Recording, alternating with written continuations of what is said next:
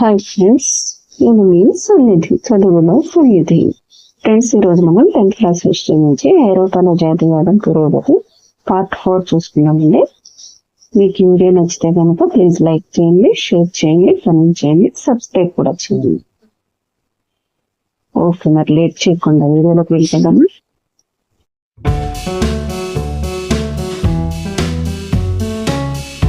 Hi friends, ఈరోజు మనం 10th class history నుంచి ఫస్ట్ లెసన్ అయినటువంటి ఐరోపాల జాతీయవాదంలో బ్రిటన్ యొక్క విచిత్ర స్థితి ఈ టాపిక్ ని ఎక్స్ప్లెయిన్ చేసుకుందామండి. బ్రిటన్ యొక్క విచిత్ర స్థితి దీన్ని చూసుకుంటే, గ్రేట్ బ్రిటన్ కొంతమంది పండితులు వాదించినట్లుగా దేశము లేక జాతీయ రాజ్యానికి ఒక నమూనా అన్నమాట. ఇది కొంతమంది పండితులు వాదించారు అనమాట. ఏమని? గ్రేట్ బ్రిటన్ అనేది జాతీయ రాజ్యానికి నమూనా, ఒక దేశానికి నమూనా అనేది కొంతమంది పండితులు వాదించడం జరిగింది అనమాట. ఇది అలాగే నిజంగానే ఇది అలాగే ఒక జాతీయ రాజ్యానికి గాని ఒక దేశానికి గాని ఒక నమూనా లాగా ఉందండి గ్రేట్ బ్రిటన్ అనేది. బ్రిటన్ లో జాతీయ నిర్మాణం ఒక ఆకస్మిక తిరుగుబాటు లేదా విప్లవ ఫలితంగా అనేది జరగలేదన్నమాట.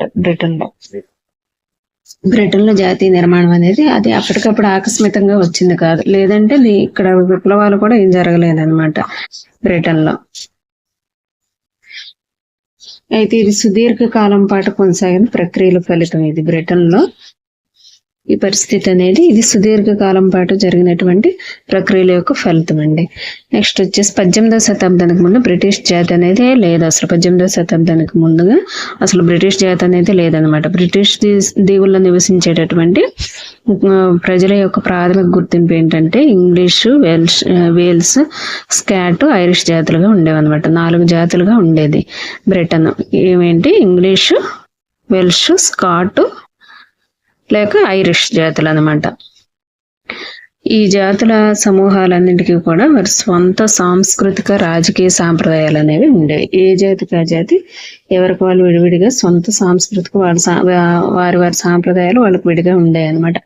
కానీ ఇంగ్లీష్ దేశం సంపద, ప్రాముఖ్యత, అధికారం నిలకడగా పెరగడంతో తన ప్రాబల్యాన్ని ఆ దీవుల్లోని ఇతర దేశాల్లో విస్తరించగలిగింది.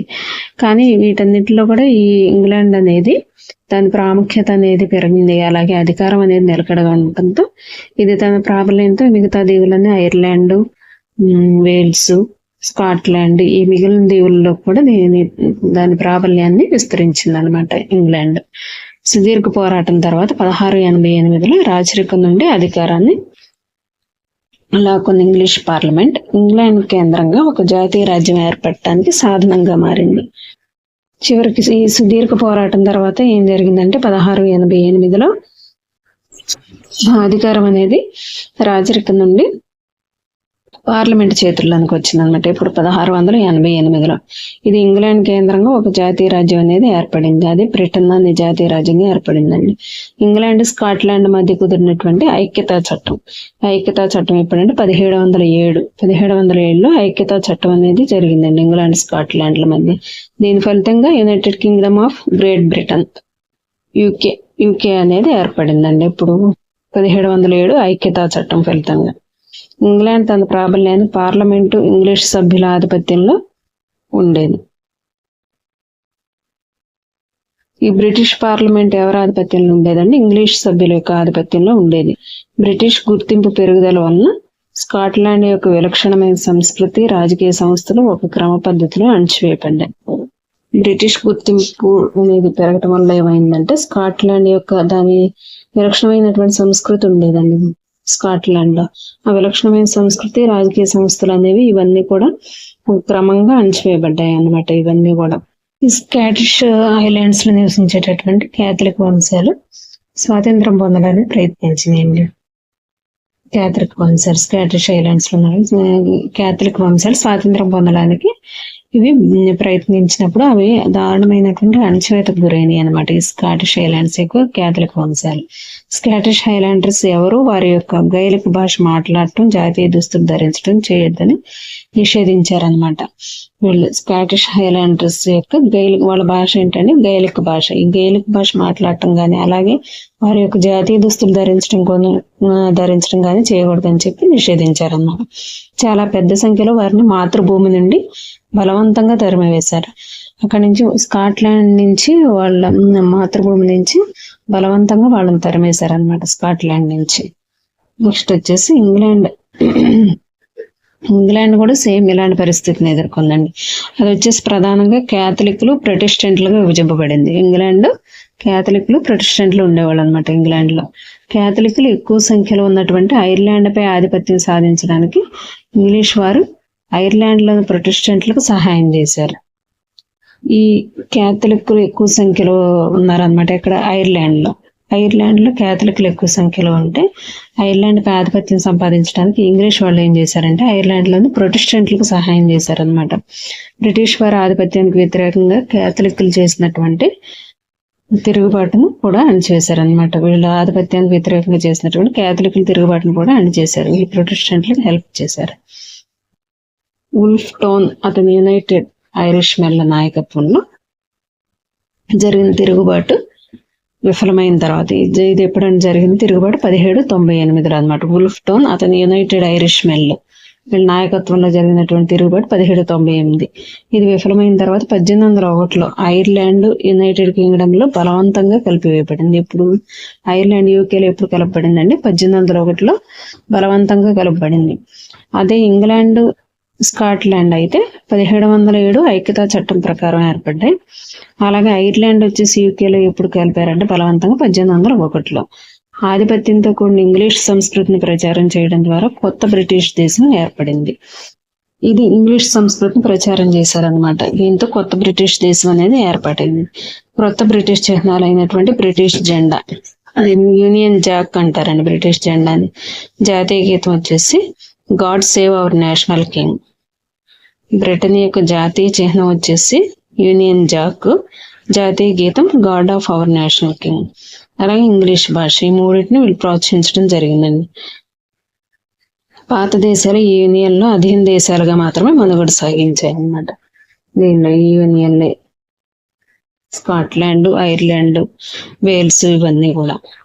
ఇక్కడ మనకి బాక్స్ లో గిసెప్పి గారిబాల్డి గురించి కొంత ఇన్ఫర్మేషన్ ఇవ్వటం జరిగిందండి. గారిబాల్డి ఇయర్స్ వచ్చేపాటి 1807 నుంచి 82 వరకు. 1807 to 82.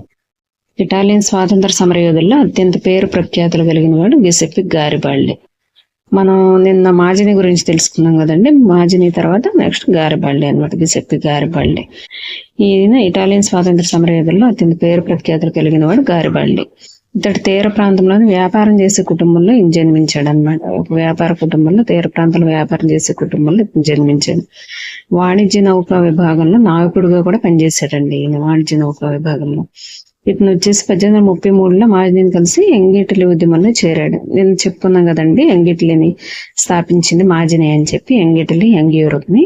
అయితే ఇవి రెండు నిన్న ఇయర్స్ అనేది కొంచెం రాంగ్ చెప్పడం జరిగిందండి. 1833 అండి యంగిటిలి యంగ్ యూరోప్ ని.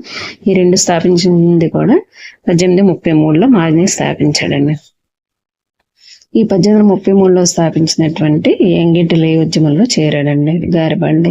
1834లో పీడ్మెంట్ లో జరిగిన రిపబ్లికన్ తిరుగుబాటులో కూడా పాల్గొన్నాడు. ఎప్పుడంటే 1834లో పీడ్మెంట్ తిరుగుబాటులో పాల్గొన్నాడు. చేసింది ఎవరంటే రిపబ్లికన్లు. ఈ తిరుగుబాటు కూడా అణచివేయబడింది. నెక్స్ట్ గారిబాల్డి నెక్స్ట్ ఏం చేశాడంటే దక్షిణ అమెరికాకు పారిపోయాడు అనమాట. ఈ తిరుగుబాటు తర్వాత ఈ తిరుగుబాటు అణచివేయడంతో దక్షిణ అమెరికాకు పారిపోయాడు గారిబాల్డి. నెక్స్ట్ 1848 వరకు కూడా అక్కడే ఉన్నాడు. దక్షిణ అమెరికాలోనే ఉండి ప్రవాస జీవితాన్ని జీవించాడు అనమాట 1848 వరకు కూడా. నెక్స్ట్ 1854లో విక్టర్ ఎమాన్యుయల్ II చేసిన ఇటలీ ఏకీకరణకు తన మద్దతుని ఇచ్చాడు. 1854 వచ్చేపాటికి విక్టర్ ఎమాన్యుయల్ II ఇటలీ ఏకీకరణ ప్రయత్నం చేశాడు అనమాట. ఈ ప్రయత్నాలకు తన మద్దతు ఇచ్చాడు అనమాట అప్పుడు గారిబాల్డి. నెక్స్ట్ 1860లో గారిబాల్డి ప్రఖ్యాతిగాంచిన 1000 మందితో కూడినటువంటి దక్షిణ ఇటలీ యాత్రకు నాయకత్వం వహించాడు. గారిబాల్డి 1860లో 1000 మందితో కూడినటువంటి దక్షిణ ఇటలీ యాత్ర అనేది నిర్వహించాడు. ఆ యాత్రకు ఇతను నాయకత్వం వహించడం జరిగింది. గారిబాల్డి 1860లో 1000 మందితో దక్షిణ ఇటలీ యాత్రకు నాయకత్వం వహించాడు. వారి ప్రచారంలో ప్రచార యాత్ర దారి పొడవునా కూడా వాలంటీర్లు చేరుతూనే ఉన్నారనమాట ఈ ప్రచార యాత్రలో. వీటి సంఖ్య వచ్చేసి 30,000 వరకు చేరిందనమాట. ఈ ప్రచార యాత్రలో వాలంటీర్లు అనేవాళ్ళు 30,000 మంది వరకు చేరటం జరిగింది. వీళ్ళందరినీ కూడా ఏమంటారంటే రెడ్ షర్ట్స్ అంటారు. గారబాళ్ళ యొక్క అంచెలని రెడ్ షర్ట్స్ అంటారు. 1867లో గారిబాల్డి ఏం చేశాడంటే తన వాలంటీర్ల యొక్క సైన్యాన్ని ఇటలీ ఏకీకరణకు ఉన్నటువంటి చివరి అవరోధంతో పోరాటం కోసం రోమ్ పైకి అలాగే ఫ్రెంచ్ సైన్యం విడిచేసినటువంటి పాపల్ రాజ్యాలపైకి నడిపాడు అనమాట. ఇప్పుడు 1867లో తన వాలంటీర్ల సైన్యం ఉంది కదండి రెడ్ షర్ట్స్. ఈ రెడ్ షర్ట్స్ ని ఏం చేశాడంటే చివరి అవరోధంగా ఉన్నటువంటి రోమ్ పైకి, ఇటలీ ఏకీకరణకు చివరిగా వచ్చిన అవరోధాలు ఏంటంటే రోము అలాగే ఫ్రెంచ్ సైన్యం యొక్క పాపల్ స్టేట్స్ అండి. ఈ రెండింటి మీదకి రోమ్ పైకి ఫ్రెంచ్ సైన్యం విడిచి చేసినటువంటి పాపల్ స్టేట్స్ మీదకి ఈ రెడ్ షర్ట్స్ ని పోరాటం కోసం నడిపించడం జరిగింది గారిబాల్డి.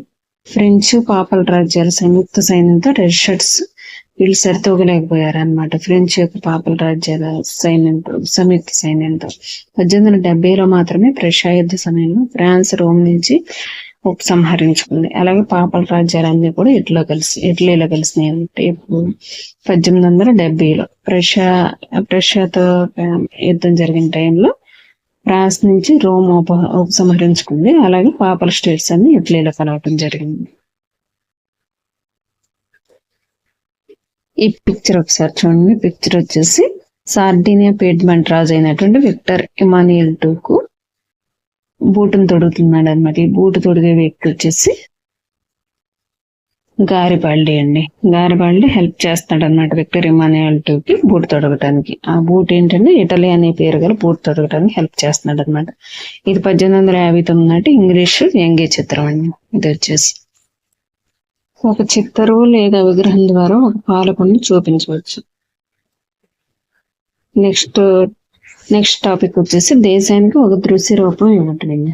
దేశానికి ఒక దృశ్య రూపం ఇవ్వటం జరిగిందండి. దాని గురించి తెలుసుకుందాం. ఒక చిత్తరు ద్వారా విగ్రహం ద్వారా ఒక పాలకుడిని చూపించవచ్చు. అవునండి, ఒక ఫోటో ద్వారా ఇట్లా ఒక పాలకుడిని ఒక ఫోటో ద్వారా చూపించగలం గాను దేశానికి ఒక రూపం అనేది ఇవ్వలేం కదా.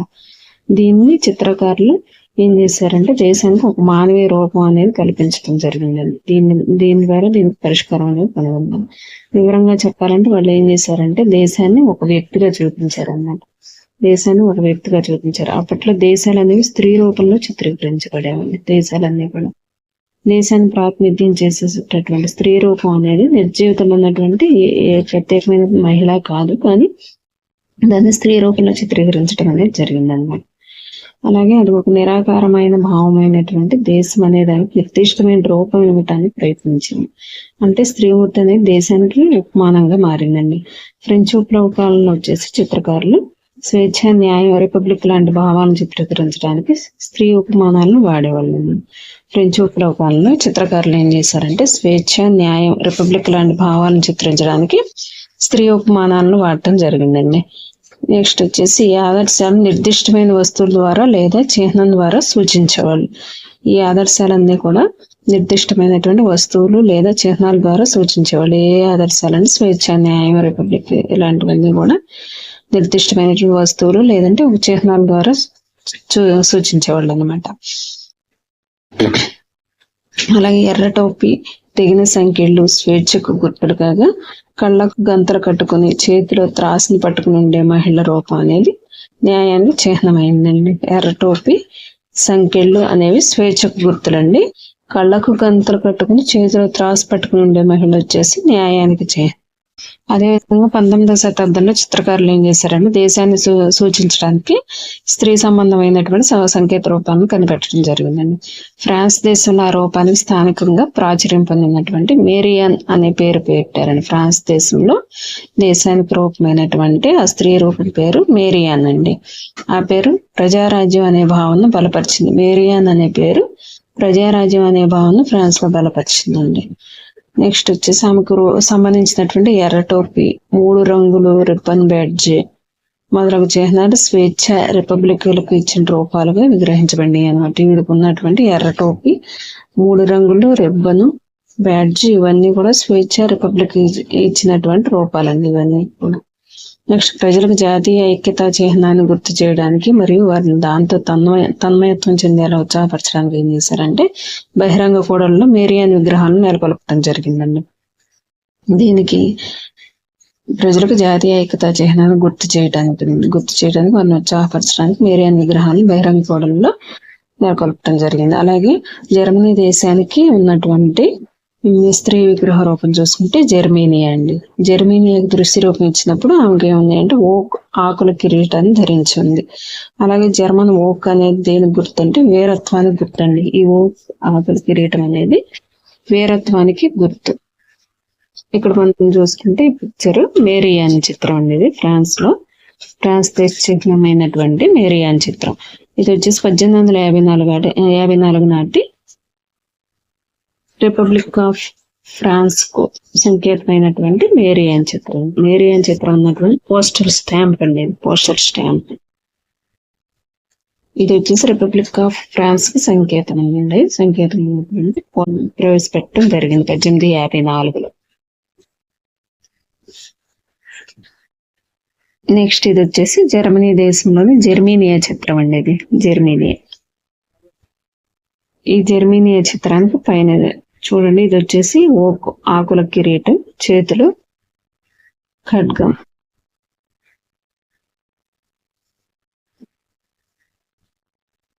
ఈ జర్మేనియా చిత్రం అనేది 1848లో ఫిలిప్ వీట్ గీసాడండి ఈ చిత్రం. ఈ జర్మేనియా చిత్రాన్ని చిత్రకారుడు ఒక కాటన్ బ్యానర్ మీద దీన్ని చిత్రించాడు. ఇది వచ్చేసి 1848 మార్చిలో ఫ్రాంక్ఫర్ట్ పార్లమెంట్ సమావేశమైనప్పుడు చర్చి పైకప్పుకు తగిలించడం కొరకు దీన్ని గీయటం జరిగింది. దీన్ని ఎందుకు గీశారంటే 1848 మార్చి ఫ్రాంక్ఫర్ట్ పార్లమెంట్ అనేది జరిగింది కదండి. 1848 మార్చిలో అది సమావేశమైనప్పుడు వాళ్ళు చర్చి పైకప్పుకు తగిలించడం కోసం దీన్ని జర్మేనియాని గీయటం జరిగింది. దీన్ని గీసింది ఎవరంటే ఫిలిప్ వీట్ అండి. నెక్స్ట్ మనం ఈ చిత్రాలకు ఉన్నటువంటి కొన్ని చిహ్నాల గురించి తెలుసుకుందామండి. తెగిన గొలుసులు అనేది స్వేచ్ఛను పొందడం అనేది తెలియజేస్తుంది. తెగిన గొలుసులు అనే చిత్రం స్వేచ్ఛను పొందడం గురించి తెలియజేస్తుంది. గద్ద చిహ్నం గల కవచం, దీన్నే బ్రెస్ట్ ప్లేట్ అంటారండి. దీన్ని జర్మన్ సామ్రాజ్య చిహ్నం బలానికి గుర్తుగా ఉపయోగించడం జరిగింది. ఓక్ ఆకుల కిరీటం, ఇది వచ్చేసి వీరత్వానికి గుర్తండి. అలాగే జర్మేనియా చేతిలో ఉన్నటువంటి ఖడ్గం వచ్చేసి పోరాట సంసిద్ధతకు చిహ్నం. ఇది ఖడ్గానికి చుట్టూ ఉన్నటువంటి ఆలివ్ కొమ్మలు ఉన్నాయి కదండి. ఈ ఆలివ్ కొమ్మలు అనేవి సంధికి దూర్చుకోవడానికి ఆమోదం తెలుపు. ఖడ్గం అనేది ఏమో పోరాటానికి సంసిద్ధంగా ఉన్నట్టు, అలాగే ఆ ఖడ్గానికి చుట్టినటువంటి ఆలివ్ కొమ్మలు అనేవి సంధికి కుదుర్చుకోవడానికి కూడా ఆమోదంగా ఉన్నాం మేము తెలుపడానికి. నెక్స్ట్ నలుపు, ఎరుపు, బంగారు రంగుల మూవందల జెండా వచ్చేసి 1848 నాటి జాతీయ ఉదారవాదుల యొక్క జెండా అండి. దీన్ని జర్మన్ రాష్ట్రాల పాలకులు నిషేధించారు. ఈ మూవందల జెండాని. ఉదయ సూర్యుని కిరణాలు, ఇవి వచ్చేసి నూతన శకానికి నాంది. ఉదయ సూర్యుని కిరణాలు అనేవి నూతన శకానికి నాందిగా ఉన్నాయండి. ఈ చిత్రం వచ్చేసి క్రింద పడిపోయిన జర్మేనియా. ఇది 1850లో దీన్ని జూలియస్ హబ్నర్ చిత్రించడం జరిగిందండి. దీన్ని క్రింద పడిపోయిన జర్మేనియాని చిత్రీకరించింది జూలియస్ హబ్నర్. 1850లో దీన్ని చిత్రించాడు. ఇది ఇక్కడ చూడండి, ఇది వచ్చేసి తెగిన గొలుసులండి. ఇవి స్వేచ్ఛకు గుర్తు. నెక్స్ట్ వచ్చేసి గద్ద చిహ్నం గల కవచం, ఇది గద్ద చిహ్నం గల కవచం, బ్రెస్ట్ ప్లేట్, ఇది జర్మన్ సామ్రాజ్యం యొక్క చిహ్నానికి బలానికి గుర్తు. ఇది ఓక్ ఆకుల కిరీటం, ఇది వీరత్వానికి గుర్తు. ఇది ఖడ్గం వచ్చేసి పోరాటానికి సంసిద్ధంగా ఉన్నట్లు తెలుపుతుందండి. ఖడ్గానికి చుట్టూ ఉన్నటువంటి ఈ ఆలివ్ కొమ్మలు ఉన్నాయి కదండి. ఈ ఆలివ్ కొమ్మలు వచ్చేసి సంధిని చేకూర్చడానికి ఆమోదం తెలుపుతున్నట్టు. నెక్స్ట్ వచ్చేసి ఇది ఇక్కడ మూవందల జెండా ఉంది కదండి. నలుపు, ఎరుపు, బంగారు రంగుల జెండా.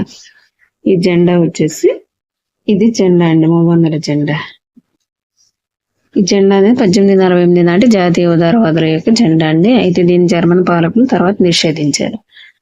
ఇది వచ్చేసి ఉదయ సూర్యుని యొక్క కిరణాలు ఇవన్నీ కూడా బ్యాక్ సైడ్ ఎల్లో కలర్ లో ఉంది కదండి, ఇదే అంతా ఉదయ సూర్యుని యొక్క కిరణాలు. ఇవి నూతన శకానికి నాందిగా ఉన్నాయండి ఉదయ సూర్యుని కిరణాలు. ఒకసారి పిక్చర్ చూడండి. పిక్చర్ వచ్చేసి ఇది జర్మేనియా చిత్రం అండి.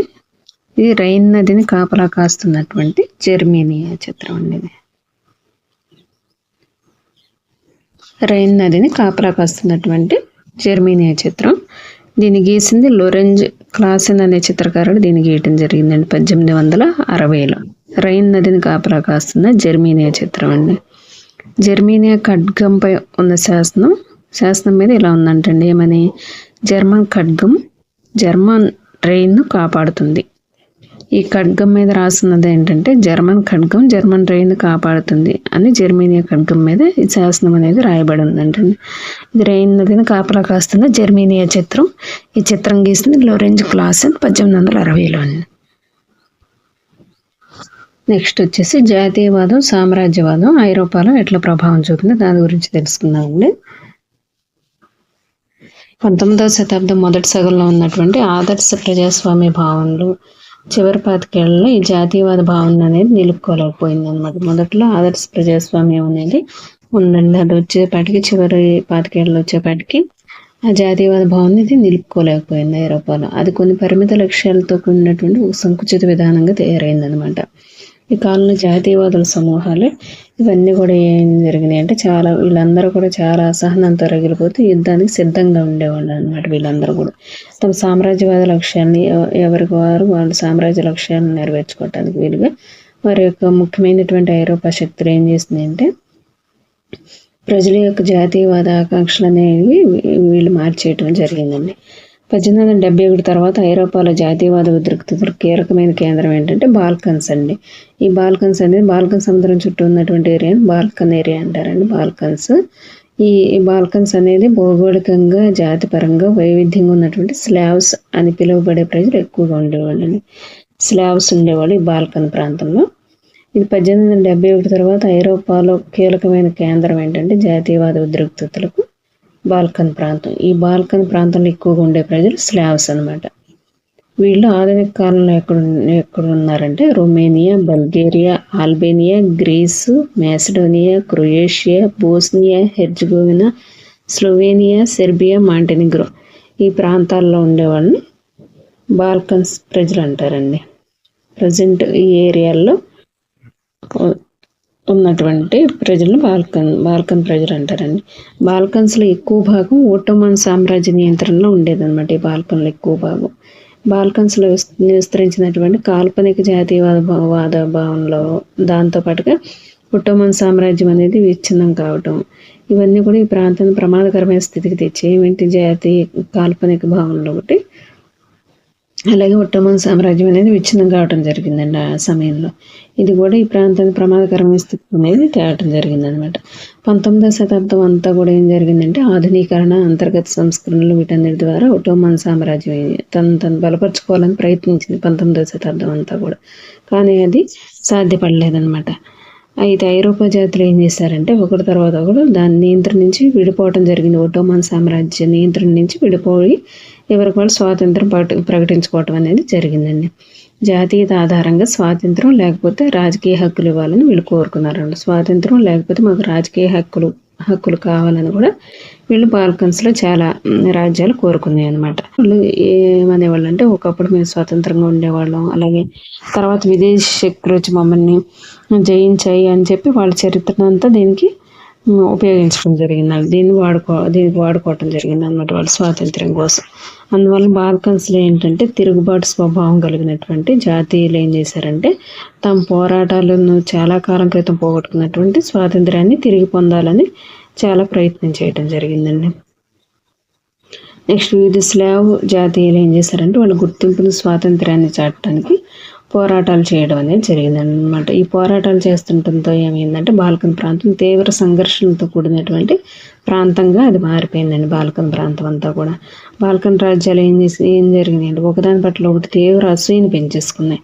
అసూయని పెంచుకుని ఇతరులను నష్టపరిచి తాము కూడా ఎక్కువ ప్రాంతాన్ని ఎవరికి వాళ్ళు ఏం చేశారంటే మాకు ఎక్కువ ప్రాంతం కావాలి, మాకు ఎక్కువ ప్రాంతం పొందాలని చెప్పి ఎవరికి వాళ్ళు తీవ్ర ప్రయత్నాలు మొదలుపెట్టాయి. అలాగే ఒకరి మీద ఒకరు తీవ్రమైనటువంటి అసూయని కూడా పెంచుకోవటం జరిగిందండి. బాల్కన్స్ ప్రాంతం ఏం చేసింది, పెద్ద శక్తుల మధ్య పోటీలకు వేదిక కావడంతో అక్కడ విషయాలనేవి మరింత సమస్యాత్మకంగా మారడం జరిగిందండి. అలాగే పెద్ద శక్తుల మధ్య పోటీలకు కూడా దారితీసాయి అన్నమాట. అందువల్ల ఇక్కడ మరీ సమస్యాత్మకంగా మారి మరీ సమస్యలు అనేవి తీవ్రంగా పెరగడం అనేది జరిగింది బాల్కన్ ప్రాంతంలో. ఈ కాలంలో ఏం జరిగిందంటే వాణిజ్యం, అలాగే వలసలు, నౌకాబలం, సైనిక బలం ఈ విషయాల్లో ఐరోపా శక్తుల మధ్య తీవ్రమైన పోటీ ఉండేదండి. ఈ సమయంలో ఈ కాలంలో వాణిజ్యము, అలాగే వలసలు, నౌకాబలం, సైనిక బలం అంటే ఏ దేశానికి ఆదేశి ఈ ఐరోపా శక్తులు అనేవి వివిధ ఖండాల్లోని వేరువేరు దేశాలను ఏం చేసాయంటే వలసలుగా మార్చుకోవటం, వాణిజ్యం కోసం వాటిని వలసలుగా మార్చుకోవటం, అలాగే వాళ్ళ నౌకాబలాన్ని పెంచుకోవటం కోసం, అట్లా సైనిక బలాన్ని పెంచుకోవటం కోసం ఇట్లా తీవ్రమైన పోటీ ఉండేది వీళ్ళ మధ్య, ఒకరికొకరి మధ్య. ఈ పోటీ అనేది ఏం జరిగిందంటే బాల్కన్ సమస్య పెద్దదయ్యే కొలది కూడా ఈ స్పర్ధలు, ఈ పోటీలు ఇవన్నీ కూడా బాగా ఇంకా ఎక్కువ అవటం జరిగింది. ఇవన్నీ కూడా బాగా బహిర్గతం అవడం జరిగింది అనమాట. నెక్స్ట్ వచ్చేసి రష్యా, జర్మనీ, ఇంగ్లాండ్, ఆస్ట్రో హంగరీలో ప్రతి దేశం కూడా బాల్కన్స్పై ఇతర శక్తుల పట్టును ఎదుర్కోవడానికి, అలాగే ఆ ప్రాంతాన్ని తమ నియంత్రణలోకి తెచ్చుకోవడానికి కూడా ఆసక్తి చూపించినాయి అనమాట. ఏ దేశాలండి, రష్యా, జర్మనీ, ఇంగ్లాండ్, అలాగే ఆస్ట్రో హంగరీ దేశాలు అనమాట. ఇవన్నీ కూడా దేనికదే ఇతర శక్తి ఒకదాని మీద ఒకటి ఇతర దేశం మీద పట్టు సాధించాలి, అలాగే ఈ బాల్కన్స్ రాజ్యాల మీద పట్టు సాధించాలి. వీటిని మిగిలిన ఈ ఐరోపా శక్తుల్ని పక్కకు నెట్టి ఏ దేశానికి ఆ దేశం ఏమనుకుందంటే మేము దీన్ని నియంత్రణలోకి తెచ్చుకోవాలి బాల్కన్ ఏరియాని అని చెప్పి అవి గట్టి ప్రయత్నాలు అనేవి చేయటం జరిగిందండి. ఇవి ప్రాంతంలో వరుస యుద్ధాలకు అంతిమంగా మొదటి ప్రపంచ యుద్ధానికి కూడా దాస్తుంది. ఈ తీవ్రమైన పోటీ వల్ల ఏం జరిగిందంటే వరుసగా యుద్ధాలు జరగటానికి, అలాగే చివరికి వచ్చేపాటికి అంతిమంగా మొదటి ప్రపంచ యుద్ధానికి కూడా దారితీస్తుంది. ఈ సామ్రాజ్యవాదంతో కూడిన జాతీయవాదం అనేది 1914లో ఐరోపా వినాశనానికి దారితీసిందండి. ఇది ఈ సామ్రాజ్యవాదంతో ఈ జాతీయవాదం అనేది రెండు రకాలుగా ఉందండి. ఈ 20వ శతాబ్దం ప్రారంభం నాటికి వచ్చేప్పటికి జాతీయవాదం అనేది అటు వినాశనానికి, అలాగే కొన్ని దేశాల ప్రయోజనానికి కూడా ఉపయోగపడిందండి. ఈ వినాశనానికి వచ్చేసి సామ్రాజ్యవాదంతో కూడినటువంటి ఈ జాతీయవాదం వల్ల ఏం జరిగిందంటే 1914 మొదటి ప్రపంచ యుద్ధం రావడం వల్ల ఇది ఐరోపా వినాశనానికి అనేది దారితీస్తుంది. మళ్ళీ అదే సమయంలో ఏం జరిగిందంటే వలస రాజ్యాలుగా ఉన్నటువంటి కొన్ని దేశాలు ఉన్నాయి కదండి ప్రపంచంలో, ఈ ఐరోపా శక్తులు కొన్ని బలమైన శక్తులు కలిసి మిగిలిన దేశాలను వాణిజ్యం కోసం వలసలుగా మార్చుకున్నాయి కదండి. ఆ వలస దేశాలు ఈ సామ్రాజ్యవాద ఆధిపత్యాన్ని వ్యతిరేకించి ఈ జాతీయవాదంతో ప్రేరణ పొందినాయండి. ఈ జాతీయవాదంతో ప్రేరణ పొంది ఈ సామ్రాజ్యవాద ఆధిపత్యాన్ని వ్యతిరేకించడం, అలాగే వాళ్ళు తమ స్వాతంత్రాన్ని అనేక దేశాలు స్వాతంత్రాన్ని సాధించడం జరిగిందండి జాతీయవాదం వల్ల. అది ఈ విధంగా జాతీయవాదం అనేది అటు వినాశనానికి దారితీస్తే ఇటు మంచికి కూడా ఉపయోగపడిందండి. ఇవన్నీ కూడా స్వతంత్ర జాతీయ రాజ్యాలుగా ఏర్పడటానికి కూడా సహాయం చేసింది. సామ్రాజ్యవాదంతో పోరాడటానికి సామూహిక జాతీయ ఐక్యత భావంతో ఇవన్నీ కూడా ప్రేరణ పొందాయండి. జాతీయ ఐక్యత అనే భావంతో వీళ్ళు ప్రేరణ పొందడం అనేది జరిగిందండి. ఇవి ఐరోపా వారి జాతీయవాద భావనను నమూనాగా తీసుకోలేదు ఇవి. ఎందుకంటే ప్రతి చోట ప్రజలు ఏం చేశారంటే తమ సొంత ప్రత్యేకతలు కలిగిన జాతీయవాదాన్ని పెంపొందించుకున్నారు. అంటే కేవలం ఐరోపా వారిని అనుసరించి వీళ్ళు నడుచుకోలేదండి. ఎందుకంటే ప్రతి చోట కూడా ప్రతి దేశంలో కూడా ఎవరికి వాళ్ళకి సొంత జాతీయవాద భావనలు అనేది వాళ్ళు పెంపొందించుకోవటం జరిగింది. కానీ సమాజాలు జాతీయ రాజ్యాలుగా ఏర్పడాలనే భావన అనేది అసలు సహజమైంది, సార్వత్రికమైంది అని కూడా ఇది అంగీకరించబడింది. నెక్స్ట్ ఈ పిక్చర్ వచ్చేసి బ్రిటిష్ సామ్రాజ్య వైభవాన్ని చూపే పట్టమండి. ఈ పిక్చర్ ఇది బ్రిటిష్ సామ్రాజ్యం చూడండి. ప్రపంచం అంతా కూడా బ్రిటిష్ సామ్రాజ్యం అనేది విస్తరించబడింది. ఇక్కడ మనం చూస్తే పై భాగంలో చూస్తే ఇక్కడ దేవతలు స్వేచ్ఛ అనే బ్యానర్ని పట్టుకుని ఉన్నారంట. దేవతలు స్వేచ్ఛ అనే బ్యానర్ని పట్టుకుని ఉన్నారంట. అదే ముందు భాగంలో చూస్తే బ్రిటిష్ దేశ చిహ్నమైనటువంటి బ్రిటానియా, ఈవిడ వచ్చేసి బ్రిటానియా, బ్రిటిష్ దేశ చిహ్నం ఏంటంటే బ్రిటానియా. బ్రిటానియా విజయగర్వంతో గ్లోబ్ మీద కూర్చుని ఉంది. ఇది గ్లోబ్ అండి. గ్లోబ్ మీద విజయగర్వంతో కూర్చుని ఉంది బ్రిటానియా. వలస ప్రాంతాలు, పులులు, ఏనుగులు, అడవులు, ఆదిమ జాతి ప్రజల చిత్రాలతో చూపబడ్డాయి. ఇది ఏనుగు, ఆదిమ జాతి మానవులు, ఇదొక జంతువు, ఇదొక జంతువు, ఇట్లా జంతువులు ఆదిమ జాతి మానవులుగా ఇట్లా చిత్రీకరించబడ్డాయండి. వలస ప్రాంతాలు. ప్రపంచ ఆధిపత్యం బ్రిటిష్ జాతీయ దర్పానికి ప్రాతిపదికగా చూపబడింది. ఇట్లా ఈ ప్రపంచం అంతటి మీద కూడా ఆధిపత్యం చూపించడం అనేది బ్రిటిష్ రాజ్యం యొక్క ఆధిపత్యానికి చిహ్నంగా చూపబడిందండి. ఇదండి ఈ ప్రపంచం అంతా కూడా బ్రిటిష్ రాజ్యం యొక్క వలసలు ఉండటం జరిగింది. ఇదిగోండి ఇది ఇట్లా ఇటు ఇండియా, ఇటు వచ్చేసి ఉత్తర అమెరికాలో, ఆఫ్రికాలో, ప్రపంచం అంతా కూడా బ్రిటన్ వలసలు అనేది ఉండటం జరిగిందండి. ఈ బ్రిటన్ వలసలు అనేది ప్రపంచం మీద బ్రిటిష్ ఆధిపత్యం యొక్క చిహ్నానికి ప్రాతిపదికగా ఈ చిత్రం అనేది చూపించడం జరిగిందండి. దీంతో మనకి హిస్టరీ ఫస్ట్ లెసన్ అనేది కంప్లీట్ అయిందండి 10th క్లాస్లో.